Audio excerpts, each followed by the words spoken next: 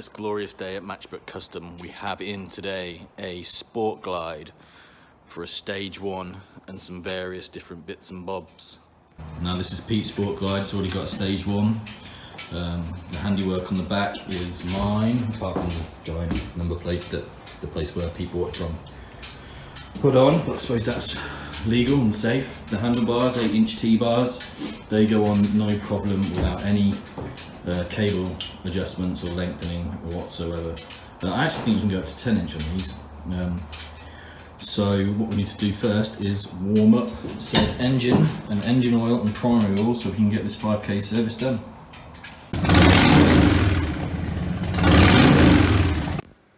So one of the first things we do here at Matchbook Custom when the bike's warmed up and ready to go, especially on a cold day like this, is we shut the door and stick the heater on.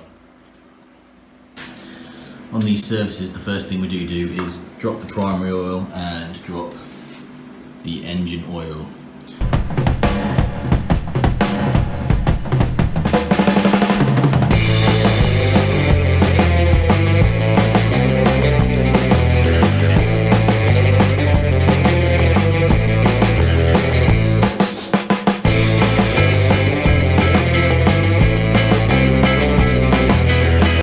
Now what I have noticed on this service is that the oil is red.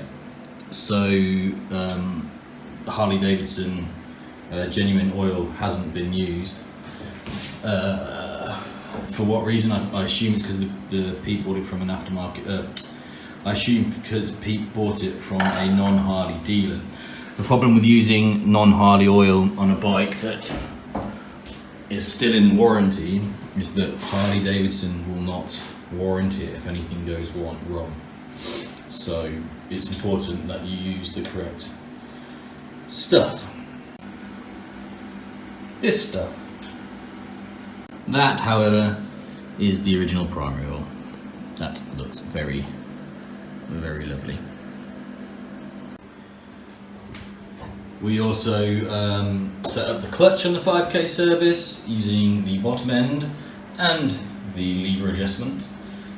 Then you want to change the oil filter.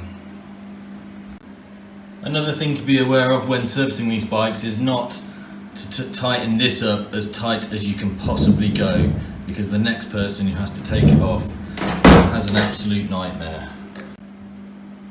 Sorry spang on about it, but you should not have to muller an oil filter like that to get it off. There's no room in there, so getting it off is a right bastard to do. All you need to do, even if you do it yourself, put some rubber grease on the seals on the inside, liberally, and then it's hand tight. Hand tighten a little bit more. That's all it needs. Honestly, please, because otherwise you make people like me swear a lot. As demonstrated, Harley filter, correct parts, turn it over, rubber grease. Now all you do is just smear a little bit. So yes, rubber grease smeared. And all you do is put the filter on, spin it up like so, till it nips. So that is on, that would do, but I do another bit with my fingers until I can't turn it. Do you see that? So that's just with my finger tight, with a little bit more. And that is perfectly fine. No need to wrench it on with a ratchet or anything. Perfectly fine. So here at Matchbook Custom, as part of every single service, the air filter comes off and is to be cleaned out. However, Pete is going for an upgrade and he's gone for a Kuriaking hypercharger.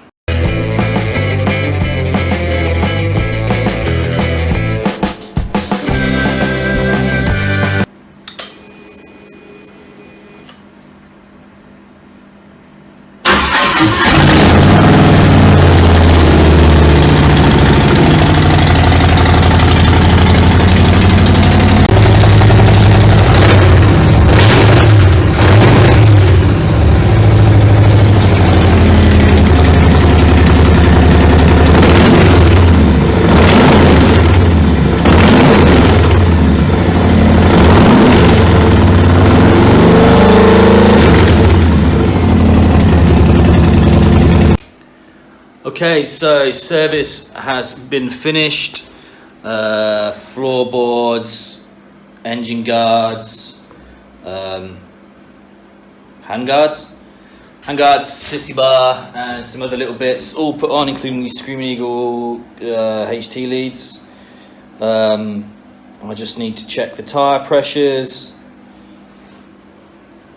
and take it out for a road test, and she's all done.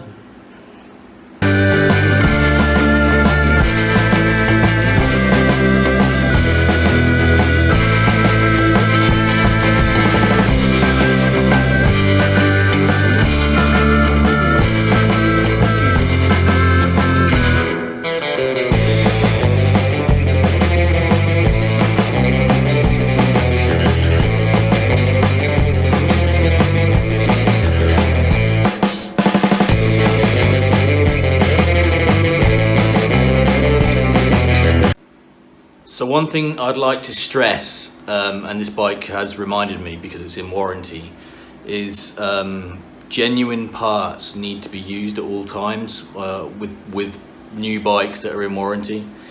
If anything happens to the engine or to the bike and it's got non-HD, non-genuine oil filter or oil in it, then unfortunately Harley can turn around and say, nope, it's not covered. I mean, it'd be pretty tight of them to do that if it hadn't caused the problem.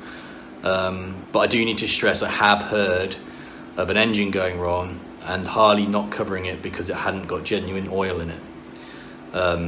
So make sure you use genuine parts and a reputable garage that knows what they're doing, preferably genuinely registered and VAT registered. Just like me.